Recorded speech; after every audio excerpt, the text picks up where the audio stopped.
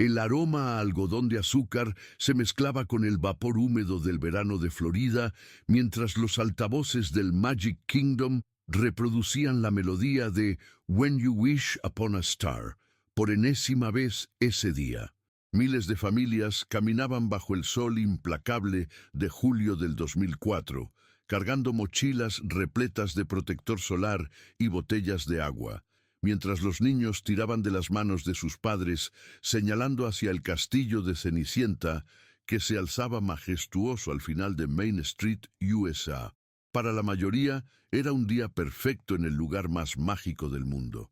Para Laura Stevens, sería el día que dividiría su vida en un antes y un después. Laura ajustó la pequeña riñonera donde guardaba los boletos del parque y miró su reloj. 2:47 p.m. El calor era sofocante, pero Emily, su hija de 7 años, parecía inmune al clima. Corría de un lado a otro con una energía inagotable, sus coletas rubias rebotando mientras señalaba cada atracción con ojos brillantes de emoción. Llevaba puesto su vestido favorito, amarillo con lunares blancos, y unas sandalias rojas que hacían ruido contra el pavimento cada vez que saltaba. «¡Mami! ¡Mami! ¿Podemos ir a ver a las princesas ahora?», gritó Emily, tirando del brazo de su madre mientras apuntaba hacia el Princess Fairy Tale Hall. Laura sonrió, aunque el cansancio comenzaba a pesar en sus piernas. Había trabajado turnos dobles en el restaurante toda la semana para poder permitirse este viaje.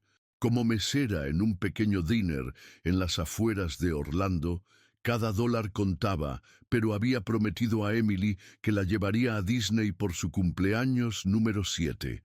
Era una promesa que había hecho cuando Emily apenas tenía 4 años, y preguntaba por qué otros niños de su clase habían visitado el parque y ella no. «Claro, cariño, pero primero vamos a tomar algo fresco». «Hace mucho calor», respondió Laura, buscando con la mirada algún puesto de bebidas. El parque estaba abarrotado ese sábado. Laura estimó que debían haber más de 50.000 visitantes recorriendo los caminos de concreto que serpenteaban entre las atracciones. Familias enteras se movían como ríos humanos, deteniéndose en grupos para tomar fotografías, formando filas interminables, gritando de emoción en las montañas rusas. El ruido era constante. Conversaciones en múltiples idiomas, música de fondo, el traqueteo de los carritos de comida, los gritos de alegría que escapaban de Space Mountain. Emily había estado planeando este día durante meses. Tenía una lista escrita a mano en papel rayado, donde había anotado todas las atracciones que quería visitar, todas las princesas que quería conocer y todos los souvenirs que esperaba comprar con los $20 que Laura le había dado como presupuesto especial. La niña llevaba esa lista doblada en el bolsillo de su vestido y la consultaba cada pocos minutos como si fuera un mapa del tesoro. «¿Ya podemos ir a Pirates of the Caribbean?», preguntó Emily mientras caminaban hacia Adventureland, pasando por delante de la atracción Jungle Cruise, donde las risas de los turistas se mezclaban con los rugidos falsos de los animales mecánicos. «Después del almuerzo, mi amor. Todavía no hemos comido nada desde el desayuno». Laura revisó su bolso en busca de las barras de granola que había empacado. El presupuesto era ajustado, pero había calculado que podrían almorzar en uno de los restaurantes más económicos del parque. Mientras caminaban, Laura no podía evitar observar a las otras familias. Padres con cámaras profesionales capturando cada momento. Madres con cochecitos de bebé que costaban más que el salario mensual de Laura. Niños vestidos con disfraces elaborados que parecían sacados directamente de las películas de Disney. Se sintió un poco fuera de lugar con su camiseta sencilla y sus jeans desgastados. Pero Emily irradiaba tanta felicidad que esas preocupaciones se desvanecían. El plan era simple: pasar todo el día en el parque, ver el desfile de la tarde, cenar algo rápido y quedarse para los fuegos artificiales. Laura había reservado una habitación en un motel barato a 20 minutos del parque para pasar la noche, y al día siguiente regresarían a su pequeño apartamento en Orlando. Sería un fin de semana perfecto, el tipo de memoria que Emily guardaría para siempre. A las 3:15 p.m. llegaron al área de Fantasyland. Emily prácticamente vibraba de emoción al ver el carrusel de Prince Charming Regal Carrusel girando con su música de caja de música amplificada. Decenas de niños montaban los caballos pintados a mano mientras sus padres tomaban fotos desde las barandillas exteriores. «Quiero montar el caballo blanco con la crin dorada», declaró Emily, señalando uno de los caballos más ornamentados. Laura compró los boletos y esperaron en la fila. El sol caía directamente sobre sus cabezas, y Laura podía sentir cómo comenzaba a sudar bajo la camiseta. Emily, en cambio, parecía completamente absorta observando a los otros niños, estudiando sus expresiones de alegría, memorizando cada detalle como si quisiera recordar ese momento para siempre. Cuando finalmente les tocó subir, Emily corrió directamente hacia el caballo que había elegido. Laura la ayudó a montarse y se quedó de pie junto a ella mientras el carrusel comenzaba a girar lentamente. La música llenaba el aire. Una versión instrumental de A Dream is a Wish Your Heart Makes, que se repetía una y otra vez. Emily reía y saludaba cada vez que pasaba frente a Laura, sus ojos brillando con pura felicidad infantil. Fue en ese momento, mientras observaba a su hija girar en el carrusel bajo el sol de Florida, que Laura sintió una extraña sensación de plenitud. A pesar de todas las dificultades económicas, a pesar de criar sola a Emily, a pesar de los turnos largos y los días difíciles, había logrado darle a su hija este momento de magia perfecta. Emily merecía esto y mucho más. El carrusel se detuvo y Emily bajó corriendo hacia su madre. «Estuvo increíble». «¿Podemos ir ahora a conocer a Cenicienta?», preguntó, consultando nuevamente su lista arrugada. «Claro, pero primero vamos al baño». Laura señaló hacia los servicios públicos que estaban ubicados cerca del Castle Couture, una tienda de souvenirs al pie del castillo de Cenicienta. Entraron juntas al baño de mujeres. Era un espacio grande con espejos decorados y música suave de fondo. Emily entró a uno de los cubículos mientras Laura esperaba afuera, reorganizando su bolso y bebiendo agua de una botella que había comprado por $5 en un puesto de comidas. «¡Ya terminé!», gritó Emily desde adentro del cubículo. «Lávate bien las manos, cariño», respondió Laura mientras revisaba el mapa del parque para planificar la ruta hacia el Princess Fairy Tale Hall. Emily salió del cubículo y corrió hacia los lavabos. Laura la observó desde el espejo. Su hija se paraba en puntas de pie para alcanzar el grifo. Se lavaba las manos con cuidado y luego las secaba con las toallas de papel con movimientos exagerados que la hacían reír. «¿Lista?», preguntó Laura. «¡Lista!». Emily corrió hacia la salida del baño, empujando la puerta con ambas manos. Laura la siguió, pero se detuvo un momento para botar la botella vacía en la basura y revisar que tenía todo en su bolso. No fue más de 10 segundos de distracción. Cuando salió del baño, Emily ya no estaba ahí. Laura miró hacia los lados. El área frente a los baños era un espacio abierto lleno de gente caminando en diferentes direcciones. Familias se movían hacia el castillo. Niños corrían entre las piernas de los adultos. Grupos de turistas se detenían para tomar selfies. Pero no vio el vestido amarillo con lunares blancos por ningún lado. «Emily», llamó Laura, elevando la voz por encima del ruido ambiental. Caminó unos pasos hacia la derecha, hacia Castle Couture. Tal vez Emily había visto algo interesante en la tienda y había entrado sin avisar. Laura se asomó por las ventanas. Racks de vestidos de princesas, peluches gigantes, tiaras brillantes, pero no vio a Emily por ningún lado. «¡Emily!», gritó más fuerte, comenzando a sentir los primeros indicios de pánico. Se dirigió hacia la izquierda, hacia el área del carrusel donde habían estado minutos antes. Pensó que tal vez Emily había querido volver a montar y se había confundido de dirección.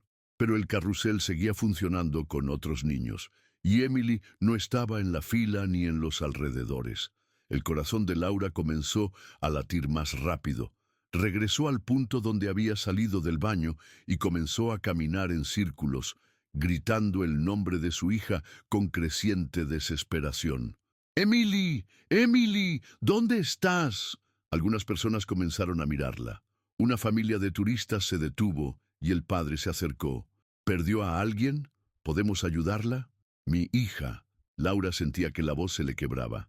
«Tiene 7 años, vestido amarillo con lunares, pelo rubio en coletas, acaba de desaparecer». «¿Cuándo la vio por última vez?», preguntó el hombre mientras su esposa se acercaba con 2 niños pequeños. «Hace menos de 5 minutos. Salió del baño antes que yo, y cuando salí ya no estaba». La mujer inmediatamente sacó su teléfono celular. «Vamos a llamar a la seguridad del parque ahora mismo», dijo con voz tranquilizadora pero firme. Laura siguió gritando el nombre de Emily, mientras otros visitantes comenzaron a unirse a la búsqueda improvisada. Un grupo de adolescentes se dispersó en diferentes direcciones, checando detrás de las tiendas de souvenirs. Una pareja de ancianos se quedó junto a Laura para consolarla mientras esperaban que llegara la seguridad. A los 10 minutos aparecieron 2 guardias de seguridad de Disney en uniforme. Uno de ellos, un hombre mayor con bigote canoso, se acercó a Laura con una expresión seria pero profesional. «Señora, soy el supervisor Johnson. Me dijeron que no puede encontrar a su hija. ¿Puede darme toda la información?». Laura intentó mantener la composición mientras respondía las preguntas. Nombre completo de Emily, edad, descripción física, qué ropa llevaba puesta, cuándo y dónde la había visto por última vez. Su voz temblaba con cada palabra. «¿Hay alguien más con ustedes hoy?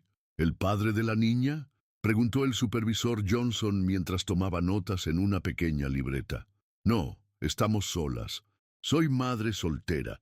Laura se sintió vulnerable admitiendo eso frente a extraños, pero sabía que cada detalle podía ser importante. El otro guardia, más joven, ya estaba hablando por radio con el centro de comando del parque. Laura pudo escuchar fragmentos de la conversación. «Código Adam activado. Niña de 7 años. Fantasyland Sector 7. Implementar protocolo inmediato. Señora Stevens, quiero que sepa que acabamos de activar nuestro protocolo de emergencia para niños perdidos», explicó el supervisor Johnson. «En este momento, todas las salidas del parque están siendo monitoreadas. Nadie puede salir sin que checemos si lleva consigo a una niña que coincida con la descripción de Emily». Laura asintió, aferrándose a esa información como a un salvavidas. Tal vez Emily simplemente se había perdido entre la multitud. Tal vez estaba llorando en algún rincón del parque, buscando a su mamá. Tal vez en cualquier momento aparecería corriendo hacia ella. Pero mientras pasaban los minutos y se sumaban más guardias de seguridad a la búsqueda, mientras llegaban detectivos en ropa civil y se establecía un perímetro de búsqueda que se extendía desde Fantasyland hasta Tomorrowland, Laura comenzó a comprender que esto no era simplemente una niña perdida en un parque de diversiones. A las 4:30 p.m., 1 hora y cuarto después de que Emily desapareciera, el Magic Kingdom implementó un cierre parcial. Las familias comenzaron a notar que los guardias revisaban bolsos con más cuidado, que había más personal de seguridad de lo usual, que algo inusual estaba sucediendo en el lugar más feliz del mundo. Laura se quedó sentada en un banco cerca del castillo de Cenicienta, rodeada de detectives, mientras cientos de empleados de Disney buscaban a Emily en cada rincón del parque. Sus manos temblaban mientras sostenía la pequeña lista que Emily había escrito, la misma que su hija guardaba en el bolsillo de su vestido amarillo con lunares blancos, una lista que ahora se sentía como una carta de despedida. ¿Qué pasa cuando el lugar más vigilado del mundo no puede explicar cómo una niña se desvaneció en el aire? A las 6:15 p.m. del 17 de julio de 2004, el sheriff del condado de Orange, Michael Patterson, se encontraba frente a las puertas principales del Magic Kingdom, dirigiendo la investigación más grande en la historia de Walt Disney World. Más de 200 agentes del FBI, policía local y personal de seguridad de Disney peinaban cada centímetro del parque que, por primera vez en décadas, había cerrado sus puertas antes de tiempo.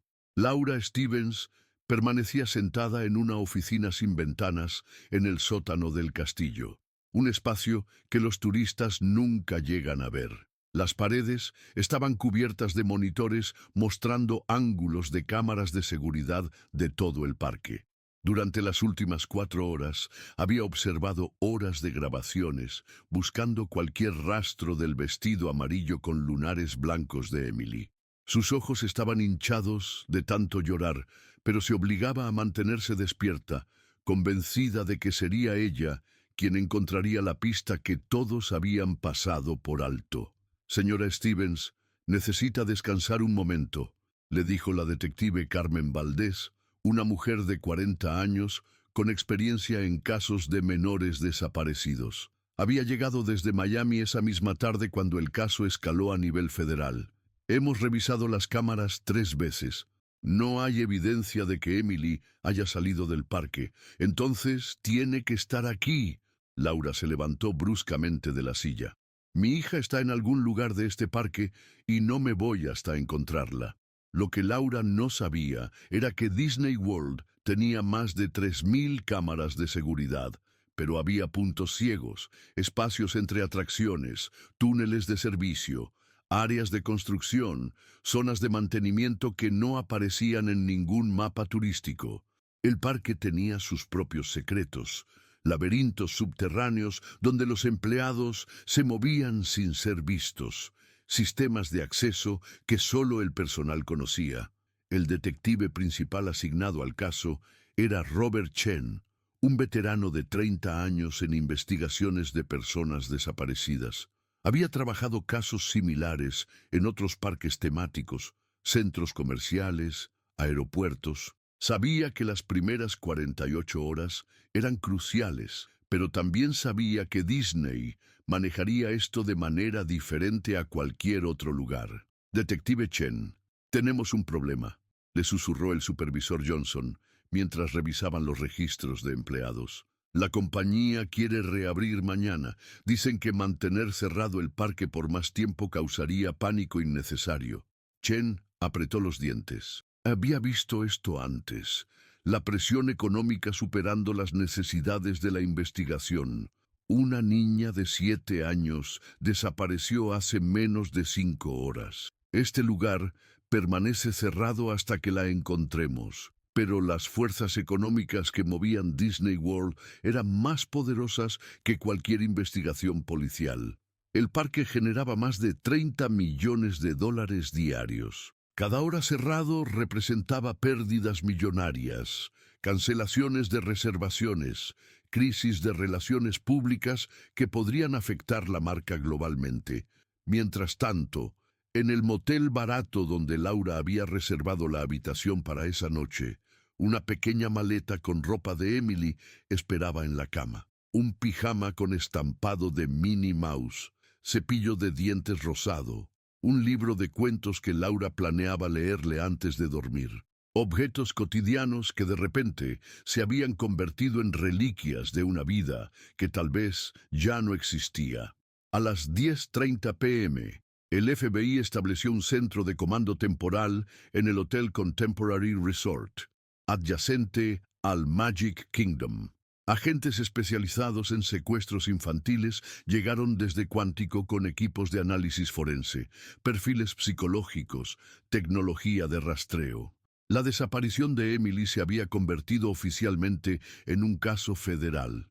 «Tenemos que considerar todas las posibilidades», le explicó el agente especial David Morrison a Laura durante su primera entrevista formal. «Secuestro por extraños, secuestro familiar, fuga voluntaria, accidente». «Emily tiene 7 años». Laura lo interrumpió con voz quebrada. «No se fugaría voluntariamente. Y no hay familia que pudiera llevársela. Solo estamos ella y yo». Morrison tomaba notas mientras formulaba preguntas que Laura jamás había imaginado que tendría que responder. ¿Había notado a alguien observando a Emily durante el día? ¿Tenía Emily tendencia a hablar con extraños? ¿Había hombres en la vida de Laura que pudieran tener motivos para lastimar a Emily? ¿Había recibido amenazas? ¿Debía dinero a alguien?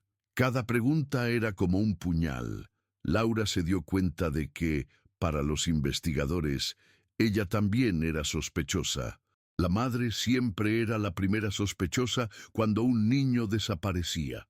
Durante la segunda noche, Laura no pudo dormir. Caminaba por los pasillos del hotel observando las habitaciones llenas de familias que habían venido a Disney a crear recuerdos felices, mientras ella vivía su peor pesadilla. En el lobby, las noticias locales transmitían reportajes sobre la desaparición. La foto escolar de Emily aparecía en pantalla junto con el número de teléfono de la línea directa del FBI. Una niña de 7 años desaparecida en Disney World, decía la reportera desde las puertas del Magic Kingdom. Las autoridades piden la colaboración de cualquier persona que haya estado en el parque ayer y que pueda haber visto algo inusual. Laura se acercó a la televisión y tocó la pantalla donde aparecía la cara de Emily. Su hija sonreía en la foto, mostrando el diente que había perdido 2 semanas antes. Parecía tan pequeña, tan indefensa.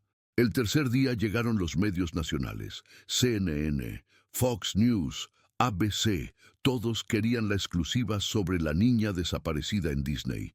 El estacionamiento del Magic Kingdom se llenó de camiones de televisión con antenas satelitales. Reporteros entrevistaban a turistas, a empleados de Disney, a expertos en seguridad infantil. La historia se volvió viral antes de que existiera esa palabra. Disney Company emitió un comunicado oficial.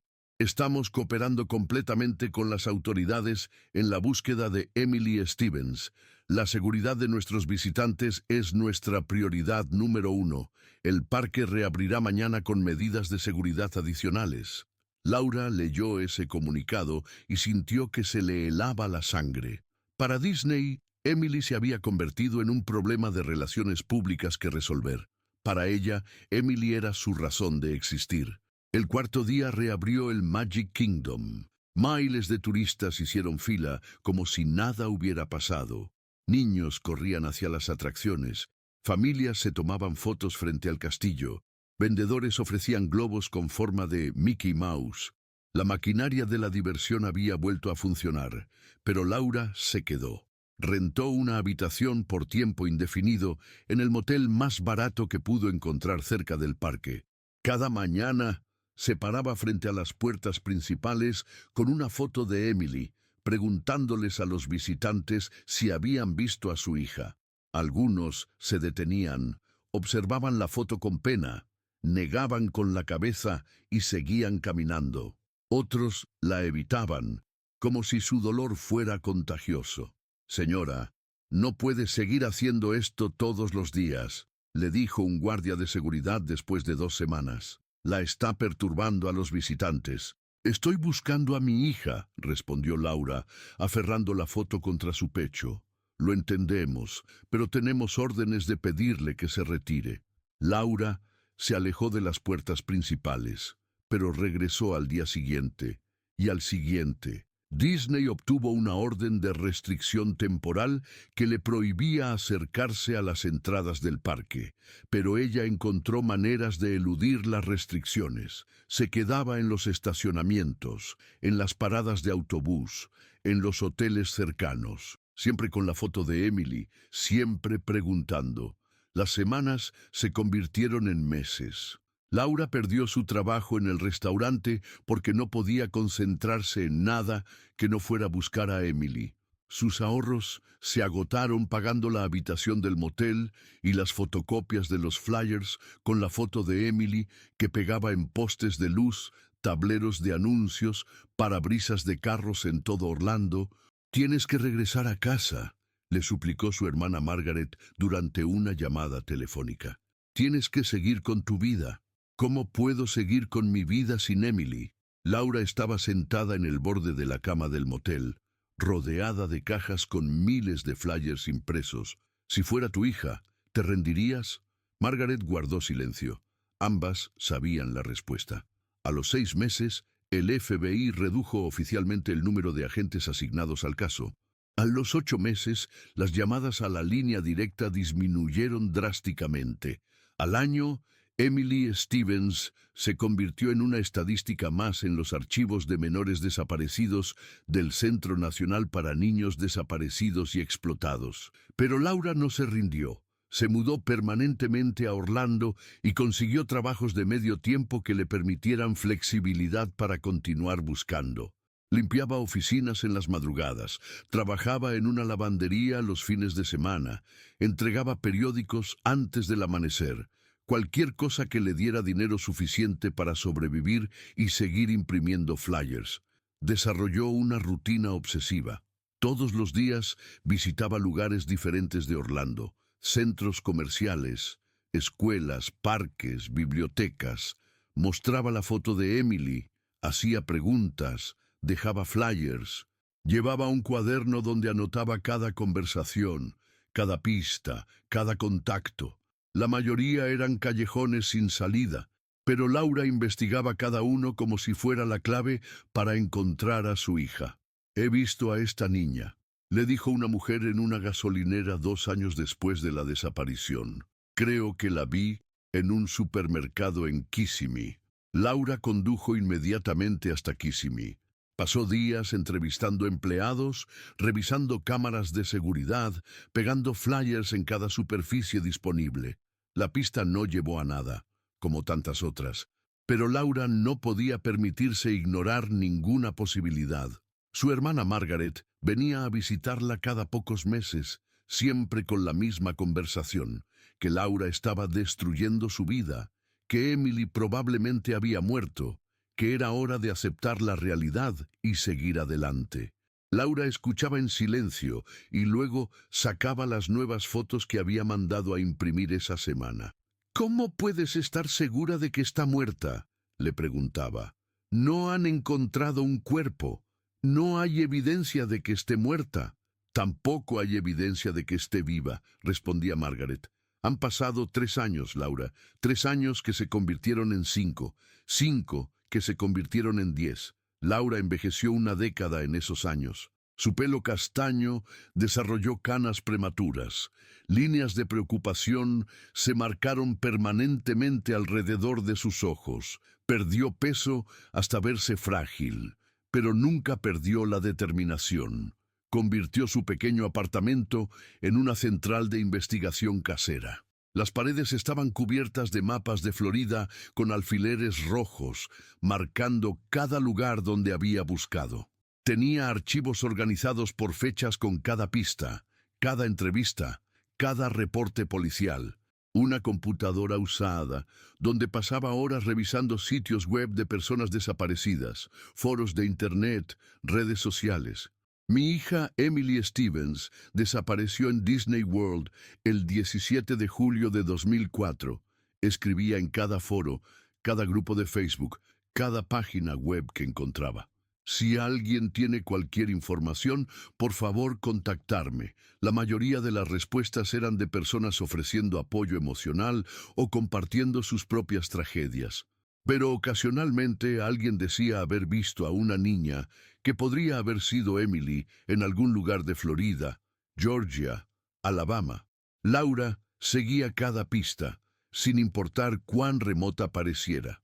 A los 10 años de la desaparición, Disney World había cambiado sus protocolos de seguridad. Habían instalado más cámaras, implementado nuevos sistemas de identificación para niños, mejorado la comunicación entre diferentes departamentos de seguridad. El caso de Emily había expuesto vulnerabilidades que la compañía había preferido mantener ocultas, pero para Laura, esos cambios llegaron demasiado tarde. Su hija había desaparecido en el sistema anterior, en los puntos ciegos que ya no existían, por las fallas que ya habían sido corregidas. «Señora Stevens», le dijo el detective Chen durante una de sus reuniones anuales, Entiendo que no quiere escuchar esto, pero tiene que considerar la posibilidad de que Emily esté muerta. Después de 10 años sin rastro, sin llamadas, sin avistamientos confirmados, si estuviera muerta, habríamos encontrado algo. Laura interrumpió. Un cuerpo, ropa, algo. Emily está en algún lugar, está viva y me está esperando. Chen no dijo nada más. Había visto a muchos padres pasar por las diferentes etapas del duelo, pero Laura parecía congelada en la negación y la esperanza. No sabía si eso era su fortaleza o su maldición. Los años continuaron pasando. Laura cumplió 40, después 45. Su cuerpo mostraba el desgaste de más de una década de búsqueda obsesiva, de trabajos mal pagados, de noches sin dormir pegando flyers en la oscuridad. Pero su determinación permanecía intacta. En 2018, 14 años después de la desaparición, Laura recibió una llamada del FBI. Habían arrestado a un hombre en Jacksonville por posesión de pornografía infantil.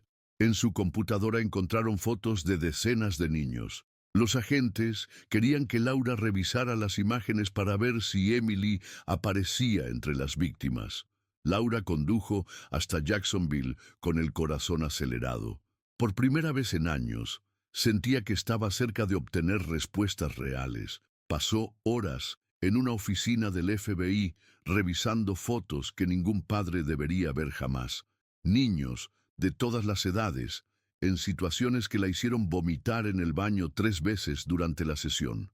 Pero Emily no estaba entre las víctimas identificadas, otra pista que no llevaba a ningún lado, otra esperanza que se desvanecía. «Lo siento, señora Stevens», le dijo la agente especial Rodríguez al final del día. «Sabemos lo difícil que esto debe ser para usted». Laura regresó a Orlando esa noche completamente agotada. Se quedó sentada en su carro frente a su apartamento durante horas, demasiado cansada para salir. 15 años de búsqueda, miles de horas, decenas de miles de dólares, toda su vida adulta dedicada a encontrar a Emily, y no tenía nada que mostrar excepto cajas llenas de flyers descoloridos y un corazón que se rompía un poco más cada día. Pero no se rindió. Al día siguiente se levantó, desayunó café frío y tostadas quemadas, y salió a la calle con una nueva caja de flyers recién impresos. Emily Stevens, desaparecida desde 2004. Si tienen cualquier información, por favor, llamen a este número, porque hasta que no encontrara a Emily, o hasta que encontrara pruebas definitivas de lo que le había pasado, Laura Stevens continuaría buscando. Era lo único que sabía hacer. Era lo único que le daba propósito a su vida. Era lo único que la mantenía viva. El martillo neumático rompió el concreto con un estruendo que se escuchaba por todo el vecindario de Winter Garden, a 20 millas al oeste de Orlando. Era el 15 de marzo de 2019, y los trabajadores de construcción habían llegado temprano esa mañana para demoler una casa abandonada que llevaba años deteriorándose en Maple Street, 847.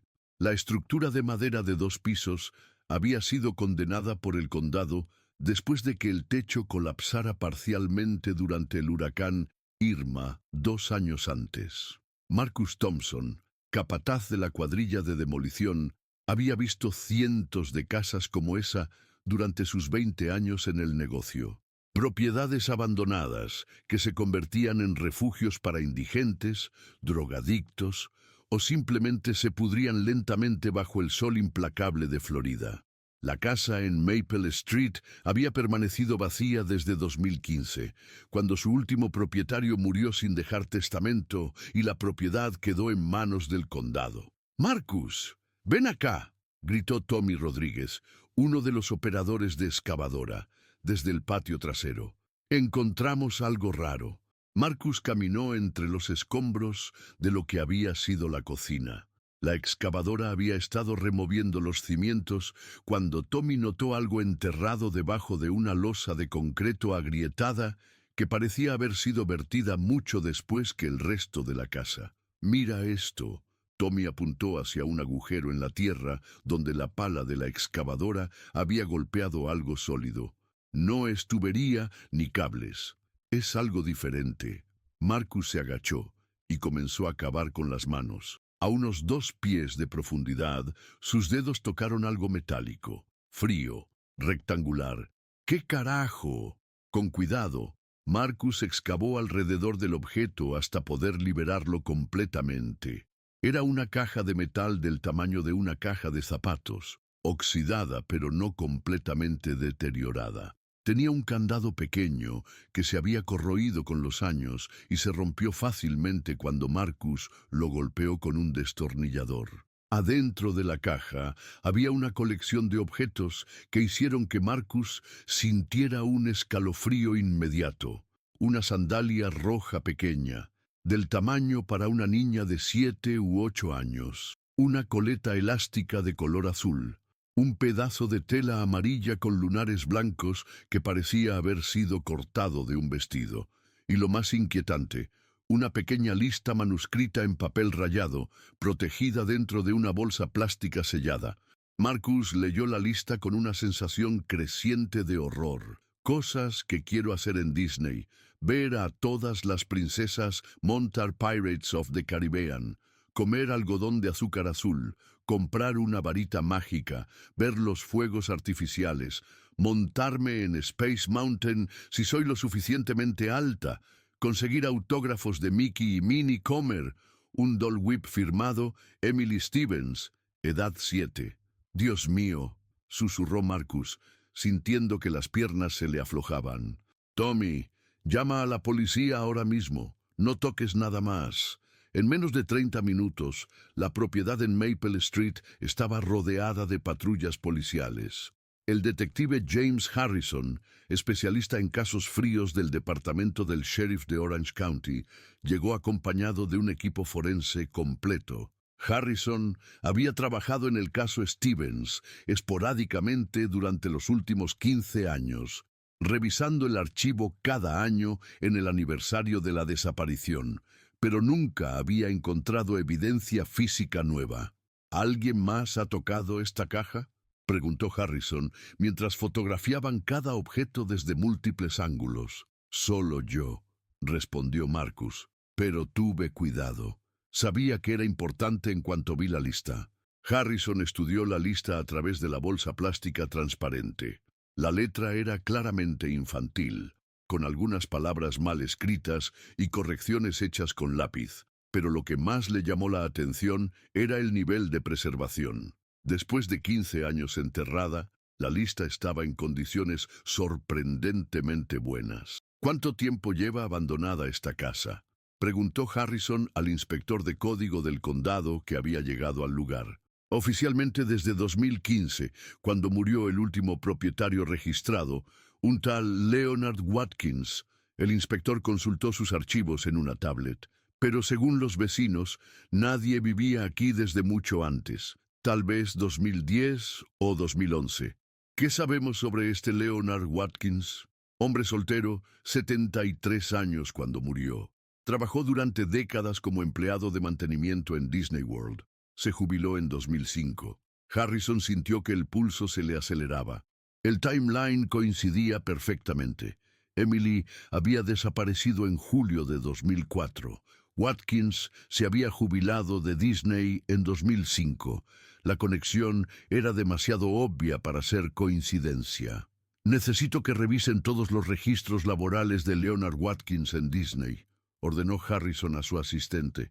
Quiero saber exactamente dónde trabajaba, qué acceso tenía, quiénes eran sus supervisores, todo.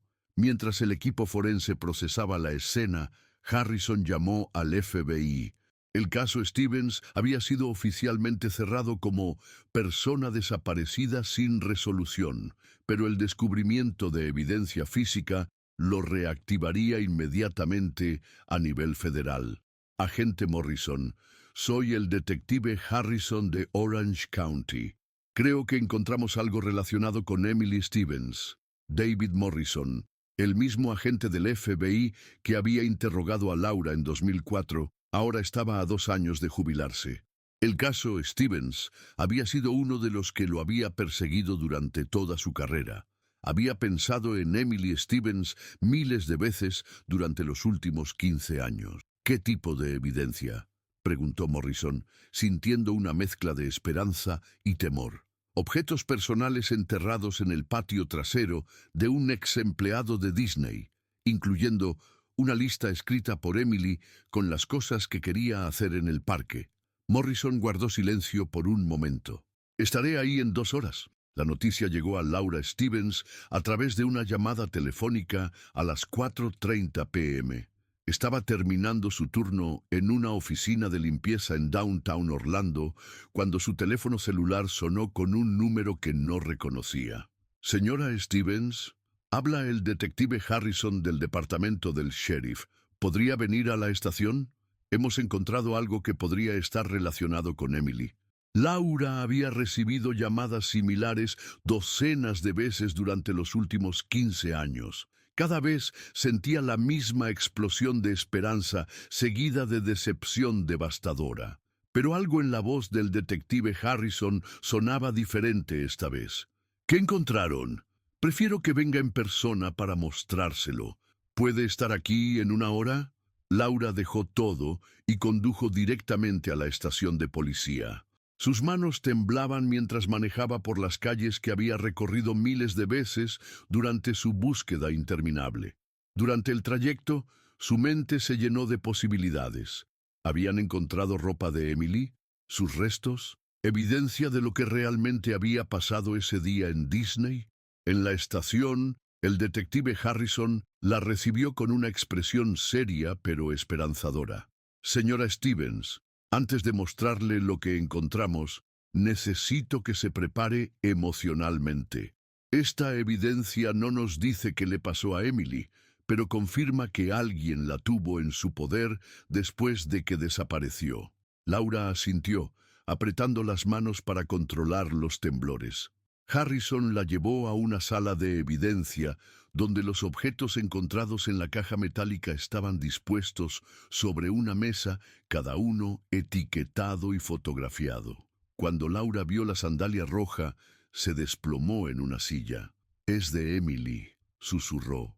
«Esas son las sandalias que llevaba puesta ese día. ¿Estás segura?» «Completamente segura. Se las compré en Payless 2 semanas antes del viaje. Se las había puesto solo 3 veces porque las estaba guardando para Disney». Harrison le mostró la coleta elástica azul. «También es suya». Laura tocó la bolsa plástica con dedos temblorosos. «Yo le hice las coletas esa mañana. Esta banda la había comprado en un paquete de 10 en Dollar Tree». Pero fue cuando vio la lista que Laura perdió completamente la composición. Las palabras escritas en la letra infantil de Emily, los errores de ortografía característicos, la manera en que había escrito su nombre con la I al revés. Ella escribió esa lista 1 semana antes del viaje. Laura sollozaba. La ayudé a corregir algunas palabras. Se la guardaba en el bolsillo del vestido y la consultaba todo el tiempo durante el día. El pedazo de tela amarilla con lunares también pertenece al vestido que llevaba Emily. Laura examinó el fragmento de tela. Era exactamente del mismo material, el mismo patrón, el mismo color que el vestido favorito de Emily. Sí, es del vestido. ¿Pero por qué solo hay un pedazo? ¿Dónde está el resto? Harrison intercambió miradas con el agente Morrison, que había llegado hacía 1 hora. «Eso es lo que vamos a averiguar, señora Stevens. Pero necesitamos que entienda la importancia de este hallazgo.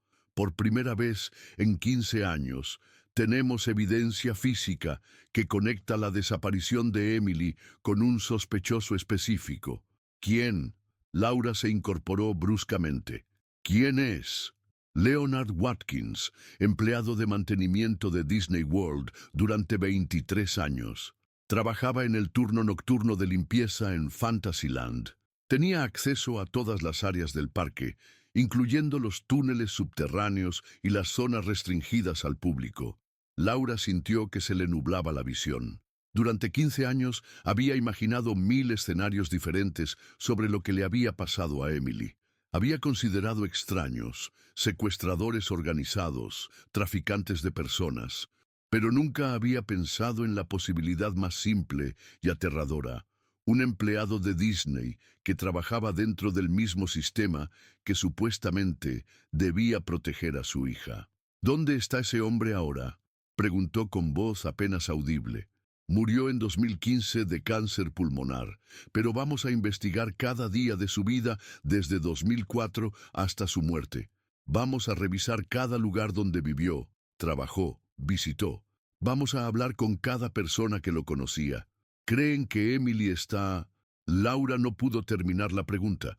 Durante 15 años había mantenido viva la esperanza de que Emily simplemente estaba secuestrada en algún lugar, esperando ser rescatada. La idea de que pudiera estar muerta era algo que había rechazado constantemente. «No sabemos qué pasó, señora Stevens», respondió Morrison con honestidad, «pero vamos a encontrar la verdad, lo prometo». Esa noche, Laura regresó a su apartamento con una sensación de irrealidad. Por primera vez en 15 años, tenía evidencia concreta de lo que le había pasado a Emily. Alguien definitivamente se la había llevado. Alguien había guardado sus pertenencias como trofeos. Alguien sabía exactamente qué había sucedido ese día en Disney World. Se sentó en su cama rodeada de las cajas con flyers de Emily que había acumulado durante años. Miles y miles de copias de la misma foto sonriente, la misma información, el mismo número de teléfono que nadie llamaba ya. De repente, todos esos flyers se sentían obsoletos. La búsqueda había terminado, pero no de la manera que Laura había esperado. Tomó su teléfono y marcó el número de su hermana Margaret. «Encontraron algo», dijo cuando Margaret contestó. «Encontraron cosas de Emily». Margaret guardó silencio del otro lado de la línea. «¿Qué tipo de cosas?» «Sus sandalias, la lista que escribió antes del viaje, un pedazo de su vestido». «Oh, Laura». Estaban enterradas en el patio de un empleado de Disney que murió hace 4 años, un hombre que trabajaba en el parque la noche que Emily desapareció. Laura podía escuchar a Margaret llorar suavemente. «¿Qué significa eso? ¿Van a encontrarla?» «No lo sé». Laura miró por la ventana hacia las luces de Orlando, las mismas luces que había visto todas las noches durante los últimos 15 años. Pero por primera vez, alguien va a tener que dar respuestas. 2 días después, la noticia del descubrimiento apareció en todos los medios nacionales. Evidencia física encontrada en caso de niña desaparecida en Disney World después de 15 años. Las estaciones de televisión volvieron a entrevistar a Laura, a mostrar la foto escolar de Emily, a especular sobre qué había pasado realmente. Disney emitió otro comunicado oficial. «Estamos profundamente comprometidos a cooperar completamente con las autoridades en esta investigación renovada. La seguridad de nuestros huéspedes siempre ha sido y continuará siendo nuestra más alta prioridad». Pero para Laura, las declaraciones corporativas ya no importaban. Lo único que importaba era que, después de 15 años de búsqueda desesperada, finalmente tenía evidencia de que Emily había existido más allá de ese baño en Fantasyland. Alguien se la había llevado. Alguien había guardado pedazos de ella. Y aunque Leonard Watkins estaba muerto, Laura sabía que la verdad completa aún estaba esperando ser descubierta. Los objetos en esa caja metálica eran solo el comienzo. Por primera vez en 15 años, Laura Stevens se durmió esa noche sabiendo que al día siguiente no tendría que salir a la calle con flyers preguntándole a extraños si habían visto a su hija. Pero tampoco sabía si eso la hacía sentir mejor o peor. ¿Puede un muerto confesar sus crímenes? El 2 de abril de 2019, 18 días después del descubrimiento en Maple Street, la respuesta llegó de la manera más inesperada. Doris Watkins, sobrina de Leonard Watkins y única heredera de sus posesiones, estaba limpiando el storage unit que su tío había rentado desde 1987, cuando encontró algo que la hizo llamar inmediatamente al FBI. Era un cuaderno de espiral rojo, escondido dentro de una caja de herramientas oxidada en el fondo del contenedor. Las páginas estaban llenas de anotaciones escritas a mano con fechas que se remontaban a 1995. Al principio, Doris pensó que eran registros de trabajo de mantenimiento, pero cuando comenzó a leer más detenidamente, se dio cuenta de que su tío había estado documentando algo mucho más siniestro. 15 de marzo, 1998. La niña del carrusel llevaba vestido rosa, pelo negro, aproximadamente 6 años. Los padres estaban distraídos tomando fotos. Podría haber sido fácil. 3 de julio, 2001. Familia de Ohio. Niña rubia, 8 años. Perdió su muñeca cerca de Pirates.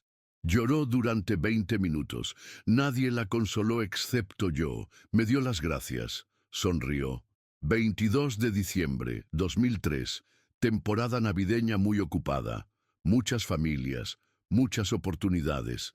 El sistema de seguridad tiene puntos ciegos en el túnel de servicio entre Fantasyland y Tomorrowland.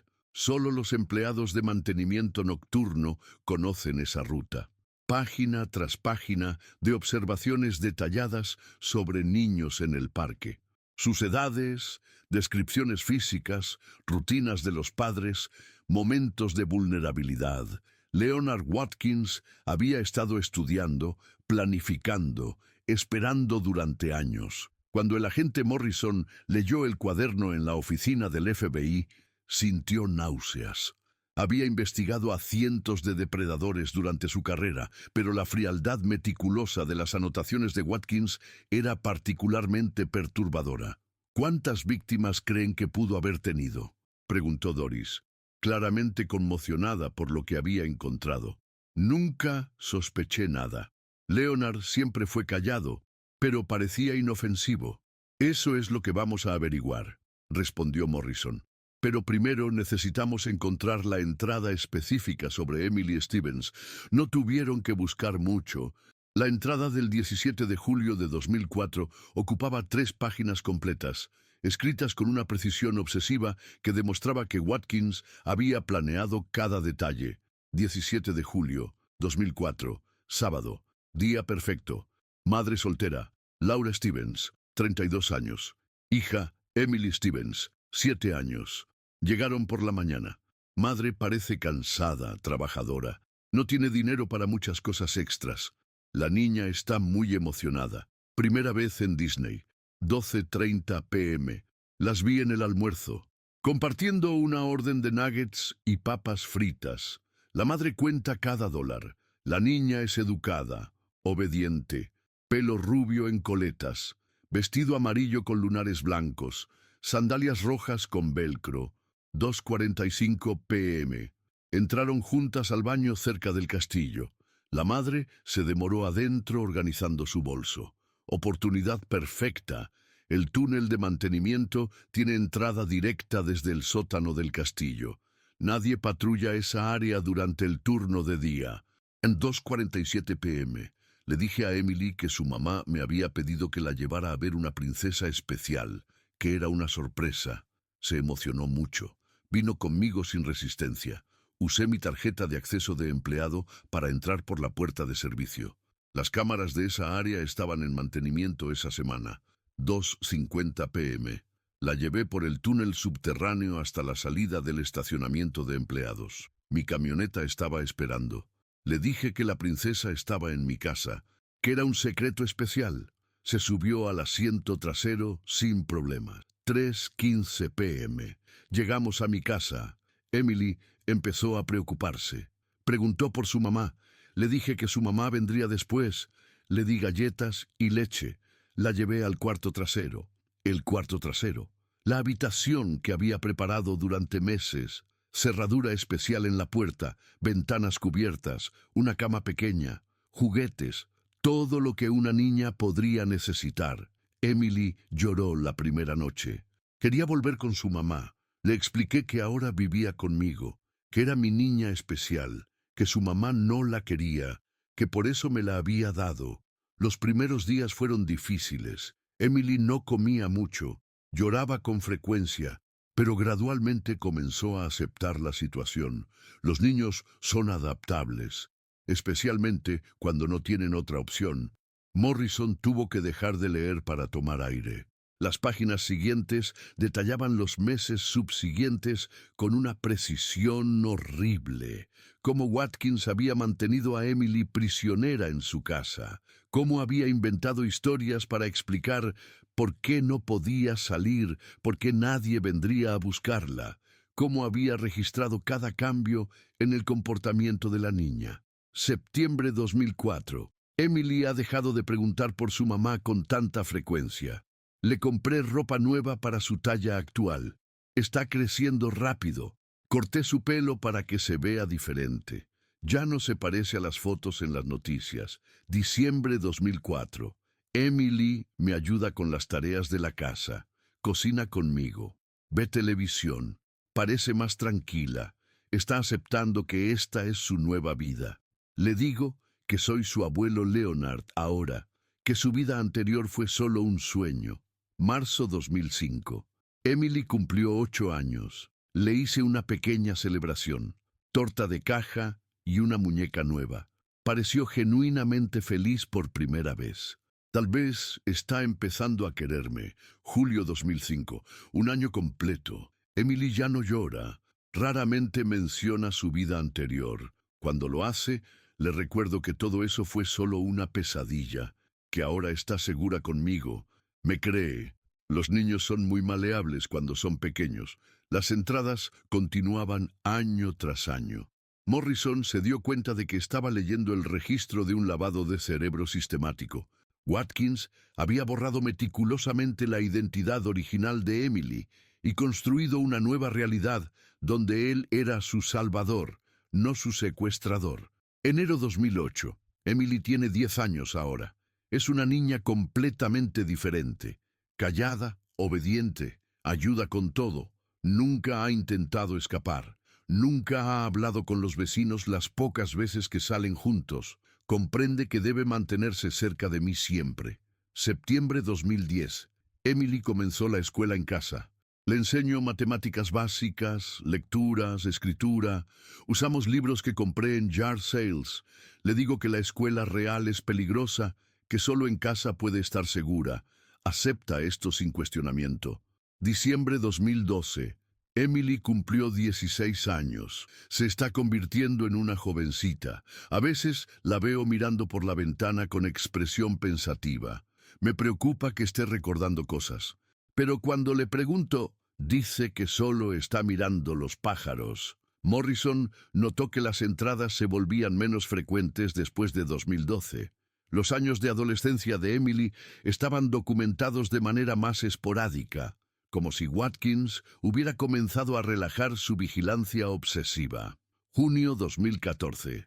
Emily tiene 18 años. Técnicamente es adulta ahora, aunque no tiene documentos oficiales de identidad. Ha vivido conmigo durante 10 años. Esta casa es todo lo que conoce. Yo soy toda la familia que tiene. No tiene manera de sobrevivir en el mundo exterior, y lo sabe.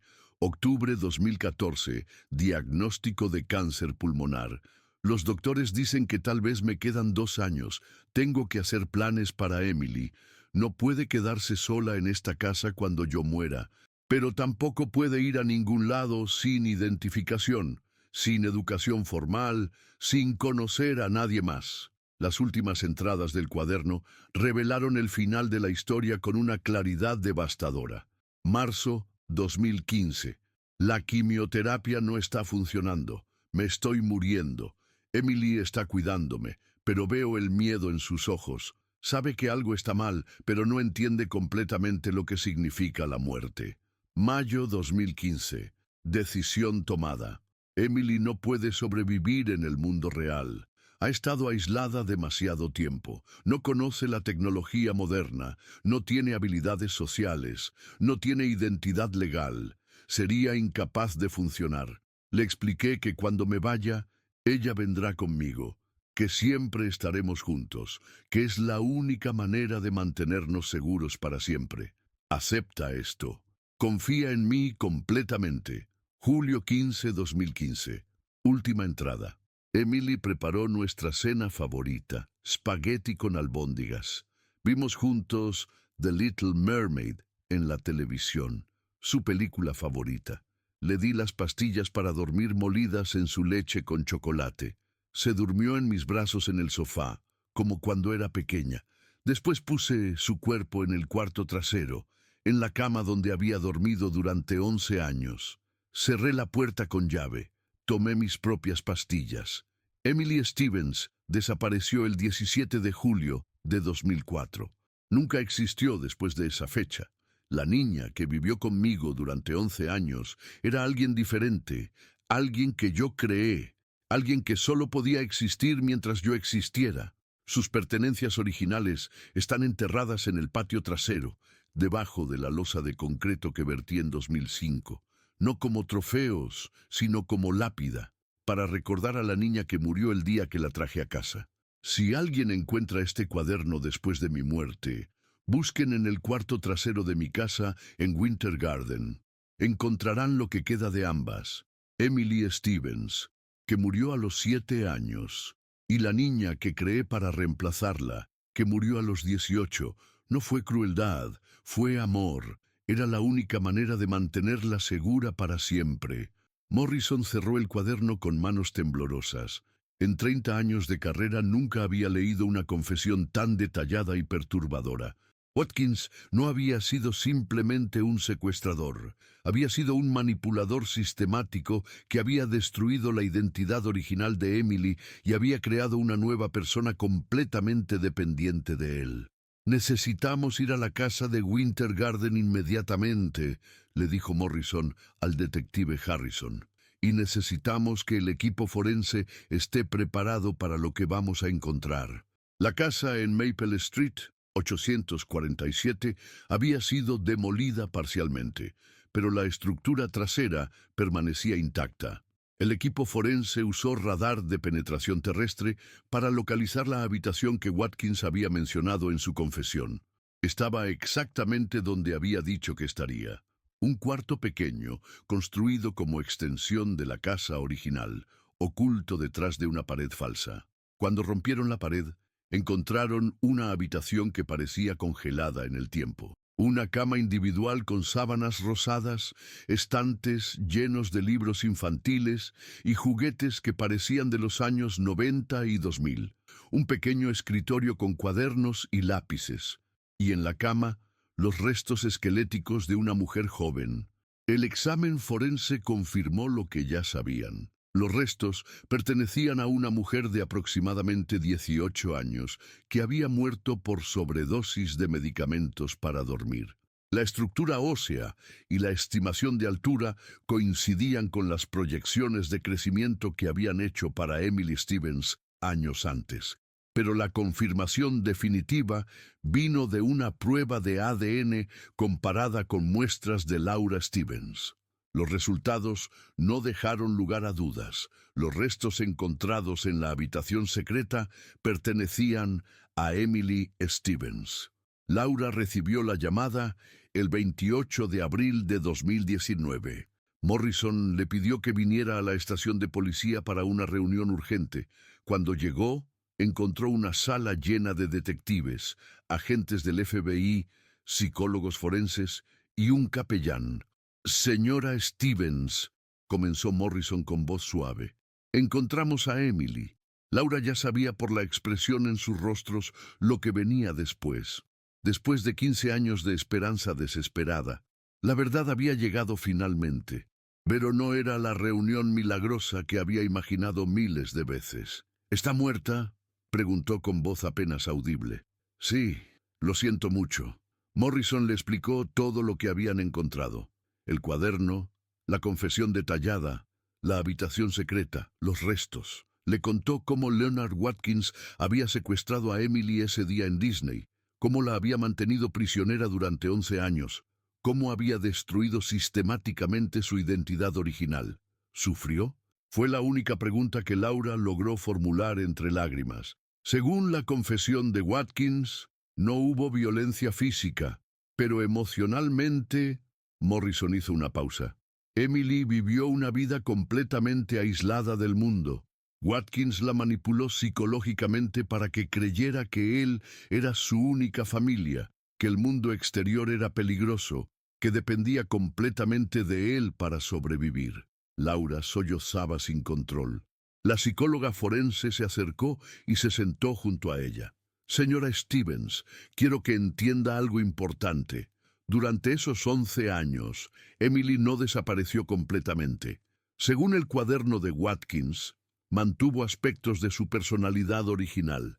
Le gustaban las películas de Disney, especialmente La Sirenita. Le gustaba cocinar, era gentil y cariñosa. La niña que usted crió siguió existiendo, aunque en circunstancias terribles. Pero nunca intentó escapar. Laura levantó la vista. En 11 años, nunca trató de volver a casa conmigo. Tenía 7 años cuando fue secuestrada, explicó la psicóloga. Watkins pasó años convenciéndola de que usted la había abandonado, de que él era su nueva familia, para cuando Emily fue lo suficientemente mayor para cuestionar esa narrativa. Había estado aislada por tanto tiempo que probablemente no recordaba claramente su vida anterior. Es un fenómeno conocido en casos de secuestro prolongado. Morrison mostró a Laura algunas de las fotos que habían encontrado en la casa de Watkins. Fotos de Emily a los 10, 12, 15 años. En todas aparecía seria, reservada, pero no parecía maltratada físicamente.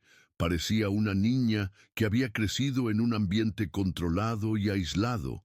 ¿Por qué la mató?, preguntó Laura. Después de mantenerla viva durante 11 años, ¿por qué la mató? Porque estaba muriendo de cáncer, respondió Morrison, y sabía que Emily no podría sobrevivir sola.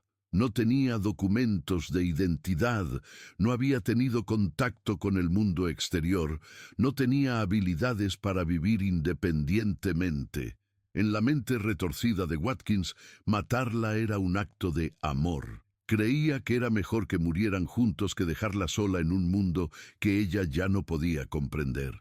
Laura se quedó en silencio durante varios minutos, procesando información que cambiaría su comprensión de los últimos 15 años de su vida. ¿Había otras víctimas?, preguntó finalmente. Estamos investigando eso ahora. El cuaderno contiene observaciones sobre docenas de niños durante más de 10 años, pero Emily parece haber sido la única que realmente secuestró. Las otras entradas parecen ser fantasías o planes que nunca ejecutó. Cuando Laura salió de la estación de policía esa tarde, Orlando se veía diferente. Las calles que había recorrido durante años buscando a Emily, ahora sabía que habían sido inútiles. Emily había estado a menos de 30 millas de distancia todo el tiempo, prisionera en una casa que Laura probablemente había pasado manejando cientos de veces sin saberlo. Esa noche, Laura se sentó en su apartamento rodeada de las cajas de flyers que había guardado durante 15 años. Tomó uno de ellos y miró la foto escolar de Emily sonriendo. La niña de la foto había muerto en realidad el 17 de julio de 2004. La persona que había vivido durante los 11 años siguientes había sido una versión distorsionada de Emily, creada por la mente enferma de Leonard Watkins. Laura tomó una decisión. Al día siguiente comenzaría a quemar todos los flyers. Ya no necesitaba buscar a Emily. Emily había sido encontrada, pero también tomó otra decisión.